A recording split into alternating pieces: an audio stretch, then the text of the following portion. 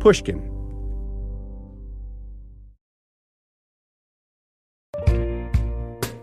Hey there, everyone. It's Michael Lewis here.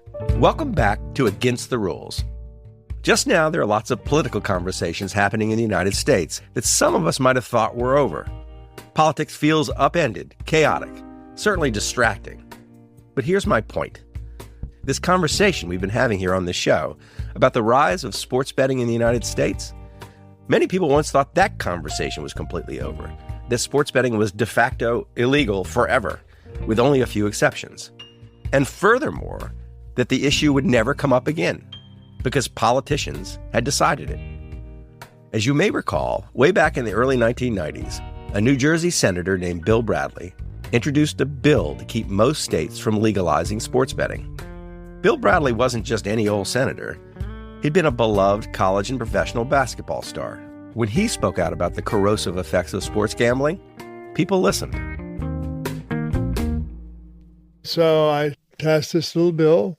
It was not a big bill, it was a little bill that banned sports betting in the states that didn't have it. And it was the law of the land, and I felt good about it. That law was called the Professional and Amateur Sports Protection Act, PASPA, and it held for a couple of decades. Earlier this season, I told the story of what happened next. Basically, a single state began to challenge PASPA, New Jersey, in 2011. And folks in the state of New Jersey voted yesterday to legalize sports betting. So eventually the issue went all the way to the Supreme Court, and the Supreme Court overturned PASPA. Starting in 2018, states were allowed to legalize sports betting, and as of now, 39 states have done so. For most of the season, I've been reporting on the consequences. We've heard about gambling addicts who ruin their lives, college and pro athletes who are threatened by angry fans, state regulators trying to do anything at all to stop companies from luring in underage bettors. So the last place to go this season is a question. Who now is in a position to do anything about any of this? Are there any lawmakers stepping in to be Bill Bradley this time around? Democratic Connecticut Senator Richard Blumenthal has stepped into this role. He's been on a mission to regulate sports betting since it was legalized. And with a U.S. congressman from New York, he's introduced a bill that would place restrictions on sports gambling companies' ability to advertise and offer inducement bets, among other things. The lawmakers say sports gambling is turning into a public health crisis. I called up Senator Blumenthal, and I asked him, how did this issue get on his radar in the first place? I was working on addiction in various spheres of life. I sued the big tobacco companies because they were attracting and addicting kids to nicotine. I have been active on alcohol issues, drunk driving. And I got to know some people who had real life stories about how sports betting literally ruined their lives, broke apart their families, ended their careers. And I became more and more interested in how sports betting operates. I was approached by people who heard that colleges had entered into contracts with the casinos to promote gambling. Absolutely mind-boggling that colleges would promote gambling among kids who were not permitted legally to gamble. So it is a pervasive and huge industry in America, and nobody's focused on the serious damaging consequences. It's kind of shocking to me that more people aren't upset right now. First of all, it appears so benign. I mean, what could go wrong? Sports betting. Sports is good. Betting, hey, everybody bets. Second, a lot of it is invisible. You know, it's no longer placing a bet to a physical person, the bookie, who then, in the old days, was a part of the mob, in essence, and could use the mob to extort. There were physical consequences and crime involved in sports betting. Third, I think that there is a kind of denial that takes place, as it does with any addiction. You know, people are in denial often about alcoholism or drug addiction, and gambling addiction is no different. People don't want to acknowledge they're going through a divorce or separation because the financial problems and the frustrations of the spouse or significant other rose to a level that would no longer sustain the relationship. I learn about sports betting. My tool is the pen. I can write about it. I can talk about it. You're a senator. You can do something about it. How does the issue rise to the level of concern with you, and then that you might actually take some action, introduce some legislation? How does a legislator get the idea for a new law? It's often just by listening or reading. So I was listening to people who told me about this problem. I am not a sports bettor. Nothing wrong with sports betting per se. Keep in mind, I'm not trying to ban sports betting. Yeah. Just make sure there are safeguards to stop problem gambling. Before you even write the law, do you just kind of even sound out your colleagues to see if there's any hope for such a law passing? I do talk to colleagues to determine whether they're interested, whether other like-minded colleagues would want to join me. And I also talk to experts in the field because I don't trust my own judgment alone. I want to talk to the problem gambling experts. And I talk to leaders in the Senate, for example. What are the chances of this thing getting passed? What do you think about it? Let me have a hearing. That's the second part of what we do. Try to build the public case for legislation. And then, after the legislation is written and I introduce it and we have hearings, then at some point the committee will hopefully vote it out of committee to the floor of the United States Senate where it would pass. Obviously, it has to go through the House of Representatives as well. That's the legislative process in thumbnail sketch. And you're, after talking to experts and talking to the people in your districts, and what did you decide needed to be done at the federal level? What did the law need to do? I was a federal prosecutor back in the day. I was the U.S. attorney in Connecticut. We did some criminal cases against the mob extortion people. And I learned something about bookies and sports betting and so forth in the old days. What impressed me about this industry was how advanced it is technologically, how they can target you because they know you really like to bet on whether the quarterback's going to be tackled 18 times in the first quarter, or whether you want to bet on whether so-and-so, running back will catch a touchdown in the third quarter. There are all these arcane different ways to bet these days, prop betting, as it's called. And the reason it's possible is because the technology is so advanced that you can make that bet, but also it enables them to pitch you with promotions and bonuses. And if you haven't bet before, they can offer you a free bet. No lose bet. Yeah. And then if you win, of course, you're going to bet again. And they'll pitch you again and again. And here's the other dirty little secret here.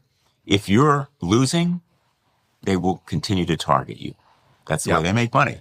If you're winning, they throttle you. That's the term for it. They don't want you to bet because when you win, it means less money for them, the sports betting company. So that's what attracted me in the sense of wanting to do something about it, because it seemed so unfair that the House, so to speak, had this technological advantage through algorithms and artificial intelligence that could put you at a disadvantage, not just in a single bet, but also make you more vulnerable to problem gambling. When we return, I find out exactly how Senator Blumenthal wants to regulate sports gambling on the federal level and encourage states to regulate it as well.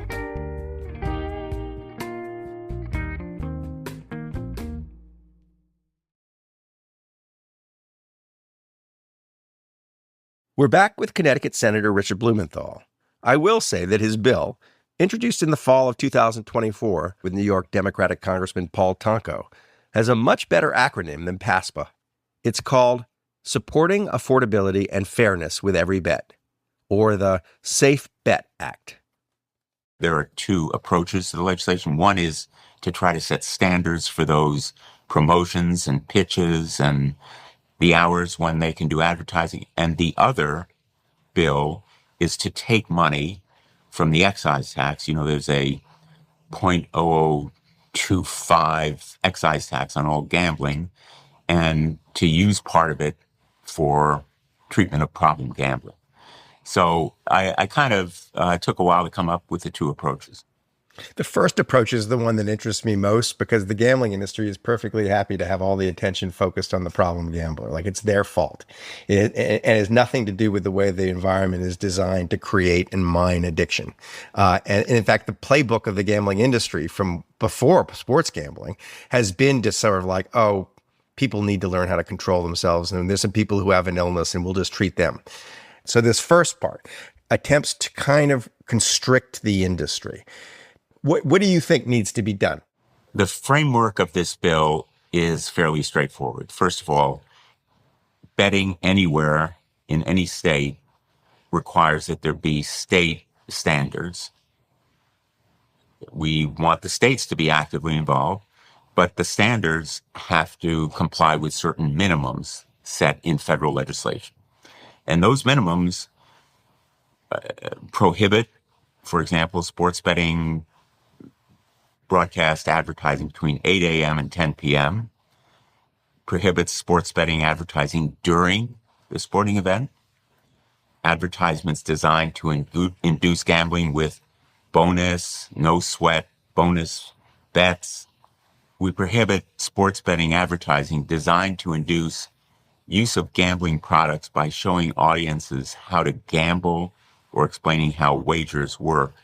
But those are all advertising constraints. What's number 2 on your list? Second aspect relates to affordability, and that is for the promoters of the sports betting businesses to avoid exploiting people when they know they can't afford what they're doing, basically.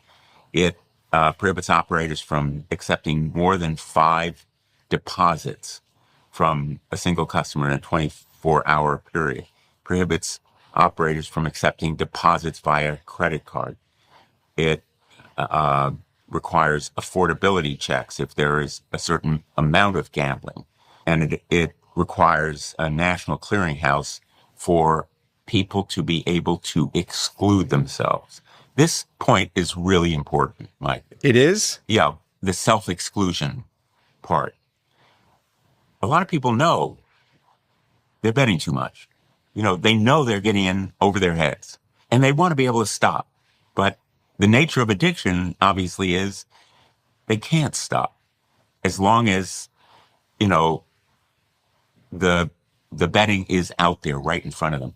So if you're looking at your wife, you're looking at your kids, you're getting into debt that's going to force you to give up your house, and you say to yourself, I got to stop.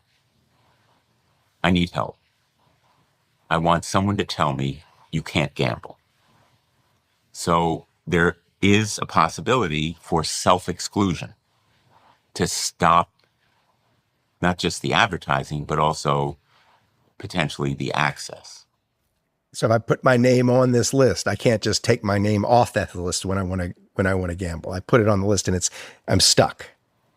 That's roughly the way it works. I mean, at a certain point, you could probably take your name off the list. You're not bound forever, but at least then you turn on, your computer or, your cell phone. This is how you bet. Your smartphone now is your casino. You're in a casino. Yep. And we want you to be able to say to that smartphone, look, I just picked it up. I want to gamble. And it says no. And then I realize this is how I get into trouble. And you put the smartphone back down and you go on to do something else. And it catches you before you succumb. Now, I'm far from naive. This is not a foolproof method of breaking an addiction. Right. There are all kinds of different ways to break gambling addiction, just as there are nicotine. Some people use a patch, some people can do it without anything. It's hard to break nicotine addiction, just like any drug addiction, but it's also hard to break gambling addiction. It's interesting. You're in this piece of the legislation where you're dealing with the kind of like forcing some of the responsibility for the behavior of the gamblers onto the companies that are benefiting from their behavior. One of the things that's just been shocking to me is state by state, the gambling industry has persuaded regulators that they, of course, need to be able to monitor the activity of their customers, of the gamblers, and the reason is that they say is that we want to be able to identify gamblers who are doing things they shouldn't be doing. It's bad for them. In fact, the only thing they do is monitor for the people who are winning and know what they're doing, so they can chuck them off the platforms. And the state regulators we've talked to know of no case like where the company said you got to stop because you have a problem. And a lot of cases where people come and say, I have a problem, you got to kind of limit me. And the company continues to pitch to them. We know that the companies know they have such great data on the gamblers. We know that they can identify problem gamblers better than problem gamblers probably could ever be identified in history. How do you regulate this? Like, how do you actually force the issue so that they get in real trouble? Do you put regulators inside the gambling companies? Do you trust them to report? That question goes to the next provision of the legislation, which relates to artificial intelligence. This legislation would prohibit the use of AI, artificial intelligence, to track an individual gambler's habits. Yep. And it would also prohibit the use of AI to create individualized offers and promotions to customers. I was describing earlier a hypothetical and how the gambling industry can target people who are winning and if they are losing, and what kinds of bets they like to place, what sports, and so forth. And the sports betting companies can't do it without artificial intelligence. So the prohibition against that kind of tracking and individualized promoting is very important. So no, we don't put regulators inside the companies. And, in an ideal world, we might be a little bit more heavy-handed in terms of the intervention in the companies. I've tried to think through this concept of a duty of care. If you're a bartender in a bar and you serve somebody who is drunk a drink, and that person hits and kills another person behind the wheel, you have, in most states, I think maybe all states now, a liability. The tobacco companies have been held liable. I know because I sued them and we got quite a bit of money, but we also changed their practices. And now they are often held liable if they deceive people. We can't stop them from selling cigarettes, but they can be held responsible for breaches of their duty. And the importance here of taking or eliminating some of the means that are used that promote addiction, the goal here is to increase the standards that states apply when they regulate gambling. They are the regulators, ultimately. We're not going to regulate it with a federal gambling regulatory authority. We're not creating a new bureaucracy. We want to make sure that these standards are enforceable. Who makes sure at the federal level that the states are meeting the minimum standards? There's got to be some federal oversight. In effect, the federal government would ban gambling if they fail to meet the standards, and the enforcement authority for taking action by the federal government would be the Department of Justice. The Department of Justice has ultimate authority to say those standards in Connecticut or New York meet the federal minimums. They're doing everything they need to do. We also prohibit the use of AI to create gambling products like micro bets on amateur sports. Oh, you ban bets on amateur sports? We prohibit bets on amateur sports with some exceptions for Olympics, Paralympics, and some college sports. We also prohibit all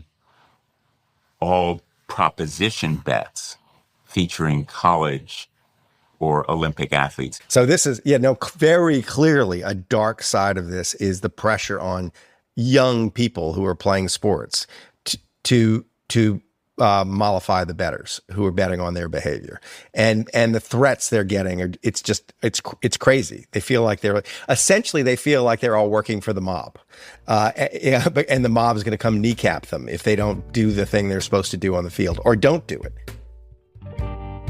On that thought, I'm going to interrupt myself so we can take a quick break. When we return, Senator Blumenthal talks about why it's important to get sports gambling on the nation's radar as a public health issue. And I do a little lobbying of my own.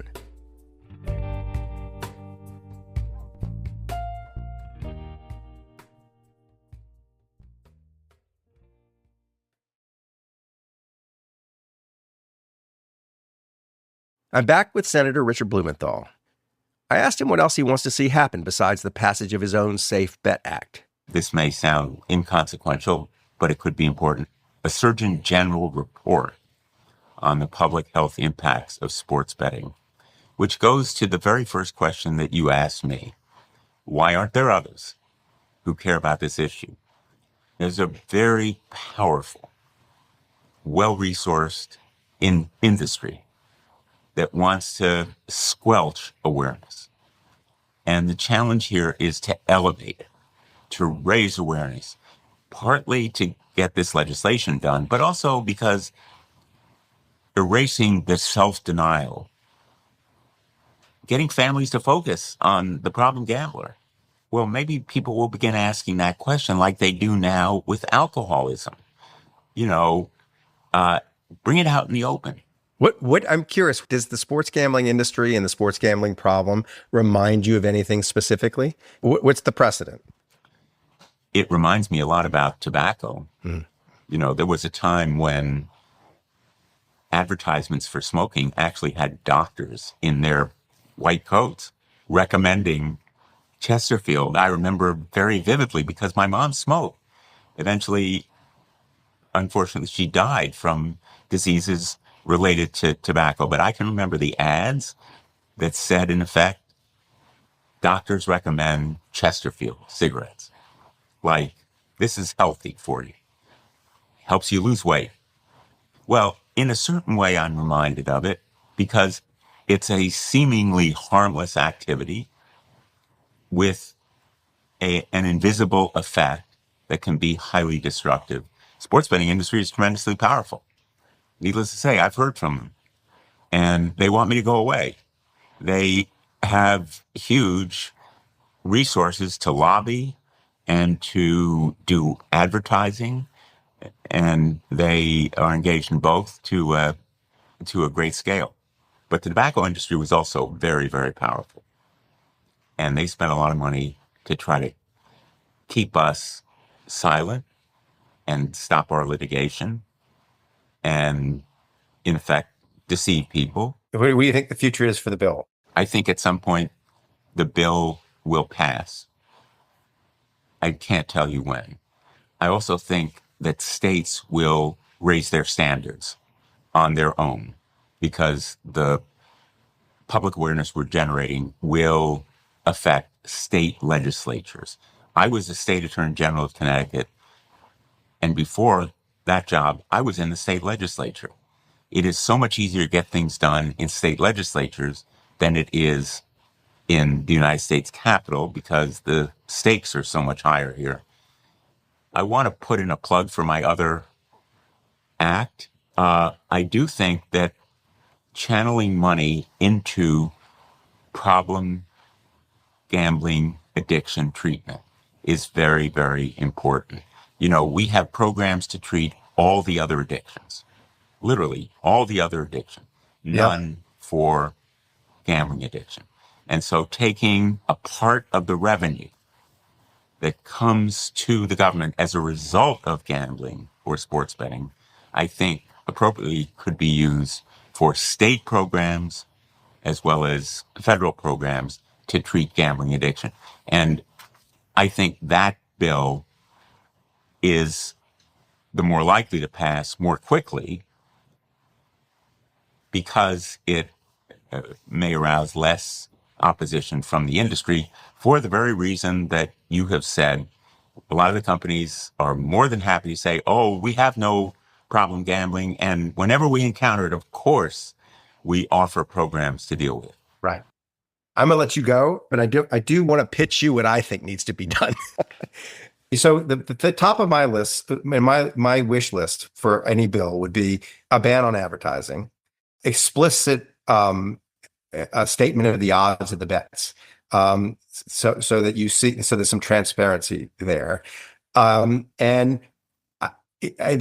how this gets done is again tricky, but the using of the technology they have to understand the gambler for the purposes that they say they're using it for, which is to identify the problem gambler and prevent him from getting into trouble. Unlike the cigarette companies who don't know their customers, they knew generally that people were getting addicted. But in this case, that Joe Bob has got a problem, and you could just stop Joe Bob from gambling.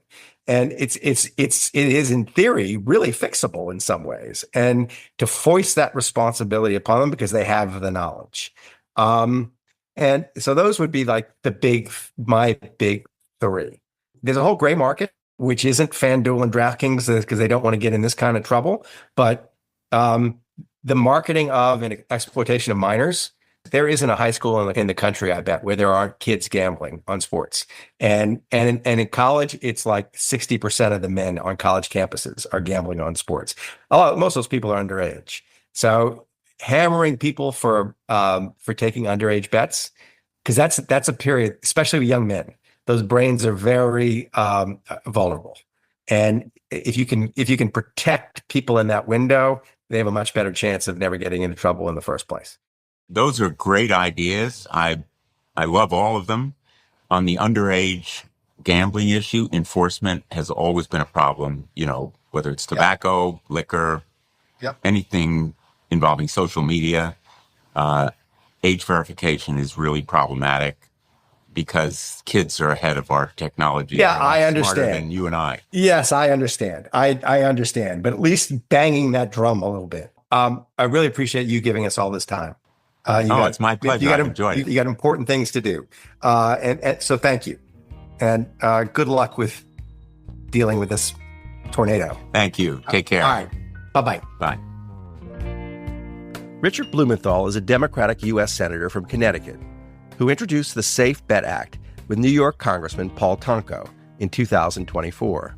With everything else that's going on in Washington right now, he's realistic about the bill's chances. But nothing ventured, nothing gained. I like to think that's the spirit of Against the Rules, too, along with...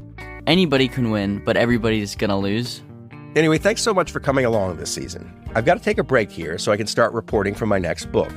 You'll be hearing about it soon enough, and I'll be popping back into this feed with other announcements and projects before you know it. So don't go away, and don't gamble your life away. It's a hard way to make an easy living.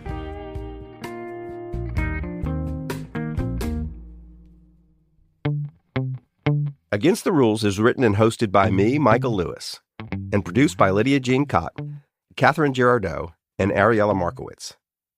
Our editor is Julia Barton. Our engineer is Sarah Bruguer. Against the Rules is a production of Pushkin Industries. To find more Pushkin podcasts, listen on the iHeartRadio app, Apple Podcasts, or wherever you listen to podcasts. And if you'd like to listen ad-free and learn about other exclusive offerings, don't forget to sign up for a Pushkin Plus subscription at pushkin.fm/plus or on our Apple show page.